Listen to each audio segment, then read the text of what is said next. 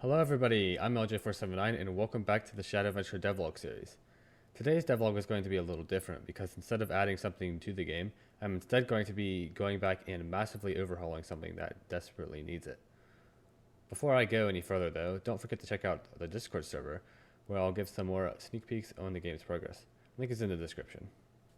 Also, I'm going to try something a little different for the background. You can already see it, the Minecraft parkour. That'll provide you a little extra something to enjoy while I'm talking. So if you've seen the title of this video, it's obvious by now that I'm overhauling the game's combat and inventory system. This episode will primarily focus on the combat changes, and I'll cover the inventory system later, as I haven't really touched it too much other than deleting the old one. So first, what was wrong with the old system? Well, a lot of things. The first thing I didn't like was that you had a hotbar, which made you have to scroll between items to use them. For example, scrolling between your melee and ranged weapon. It felt like an unnecessary complication, so I dropped that in favor of an entirely new system. So, introducing the new hotbar. With this new one, there's no more slots that you have to switch between.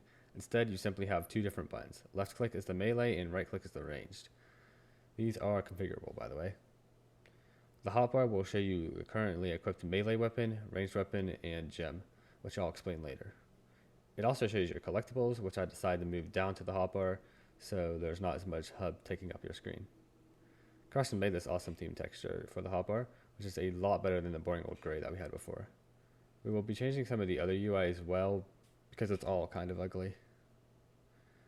So let's hop into the melee changes now. Before the changes, melee works something like this. When holding a melee weapon, you could use left click to perform a basic swing, which would damage any enemies close enough by the weapon's damage attribute. If you right click, then it would use the weapon's special ability in addition to the normal swing. There was also another attribute called sharpness, which was basically just durability. To get started with the changes, I removed the sharpness attribute because it felt kind of pointless, and would really just be more annoying than, I guess, unique. I did replace the sharpness attribute with an attribute that I called weight. I'm not sure how fitting the name is, but it basically determines how much stamina it uses per swing. I also changed the way special abilities work. Special abilities will just occur with a regular swing now instead of needing a separate button. I made this change for two reasons. For one, all of the special attacks that were in the game up to this point really didn't feel like they needed a separate button. And right click, of course, is now used to draw your ranged weapon. I may re-add the special ability button for melee weapons, as some of the newer special attacks that we came up with may be better off having a separate button. Let me know down in the comments what you think sounds better, all on one button or two separate buttons. Now for ranged weapons. Ranged weapons definitely felt pretty neglected before this overhaul. Before the changes, you would hold the weapon, hold left click for a given amount of time based on its charge time attribute, and then release to launch an arrow, which would do damage based on the damage attribute of the bow. The worst part about it was that you couldn't even tell when it was fully charged, as the barely noticeable animation on the bow didn't even work at that time. One of the first things I did on the overhaul was fix this. I not only added the bow's pulling animation, but I made the stamina bar show how close you were to being fully charged when pulling back the bow.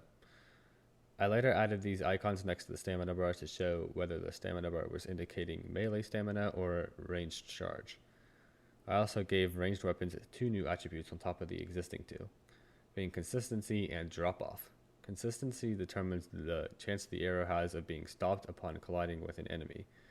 The higher the consistency is, the lesser chance it has of stopping upon collision with one.